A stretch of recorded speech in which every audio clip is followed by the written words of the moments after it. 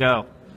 Hi, my name's Neva, and I draw beautiful pictures for people that are sick or sad that are made to help you feel better.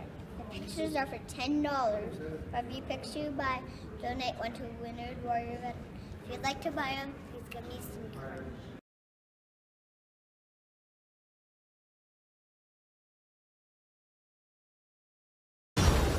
Sweetheart, this summer, love You still alive, baby?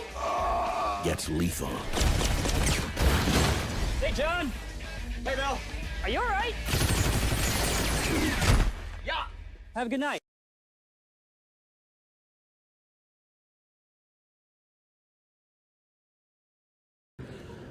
Hi, my name's Carson. I'm the mindset expert. Today we're joined by Justin Recla. I actually met Justin at a Secret Knock. It's an event held by Greg Reed. Justin's the CEO and founder of Avent-Guard. Justin, how did you start Avent-Guard? Avent-Guard was, we started Avent-Guard after we left the government. My wife and I are both former counterintelligence agents with the U.S. government.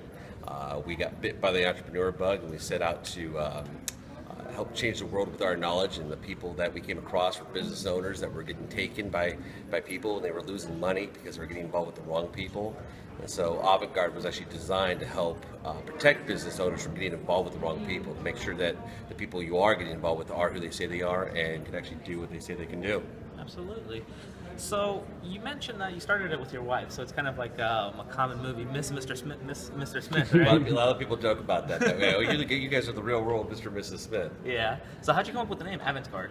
Well, it's a alliteration of words. The word avant-garde is, it means, a new idea, a new way of doing things.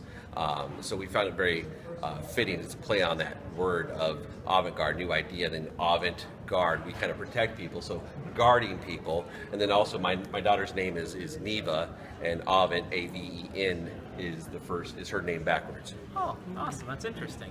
So you mentioned that you got bit by the entrepreneurship bug, right? Yeah. And you started this company to do basically due diligence, right? Yeah. So what is someone like me that says, I've Googled people, I do my due diligence. Why would I be wrong, and why would we need your protection to come in and help us out? By all means. Well, first off, if you're doing Google searches, if you're actually doing a Google search of the business owner or the person that you're getting involved with, you're already miles ahead of most people, because most people get involved with hey, I've got a need. You say you can fill my need, and let's do business, and it just feels good, right? So the fact that you're doing any type of looking into them is fantastic. The problem typically lies is where it lies is that most people you're not at risk from fraud or scams. You're more highly at risk from people that are inept and can't actually do what they say they can do. Okay. So you have to do a little bit further digging. You have to verify that information that they're providing you. And we actually got a 3-step process that's designed to really help raise the bar on how you do business. So when I was speaking with you a couple days ago, you mentioned vetting. Yeah. What is that term? How'd you come up with that term, and what does that mean? Well, it's funny because the word vetting, we use it interchangeably between vetting and due diligence. We go back and forth. It's really the same thing. But vetting actually stemmed from the horse races, believe it or not. And the gamblers in the horse races would only go down to the stables, and they would ask the owners of the horses which horses had been seen by a vet. And they would only bet on the horses who had been vetted. Well, the term got turned over into politics and then over into the intelligence field. And vetting literally means to thoroughly investigate somebody for whether or not they're a good fit. Okay, awesome. You guys had an awesome saying in your presentation, trust but verify. Yes. That really stuck with me. Another thing that stuck with me is one question you should always ask someone before you go into business with them. And I learned this straight from Justin.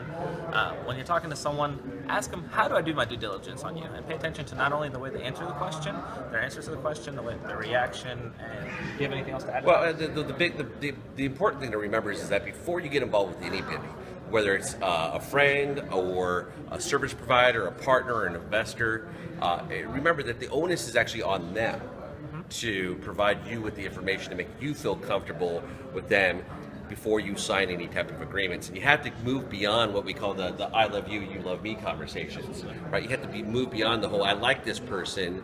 Now you have to actually dig in and verify. And the process that we use is really designed to help gather the information so you can then go out and verify it. Sure.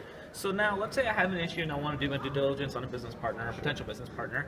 Do you guys come knocking on the door doing the due diligence, or do you guys have a process that we can go online, and where do we go to find out more information? By all means. So first off, you can go to aventguard.com, avent-guard.com, or you can go to Recla Group, Recla Group.com.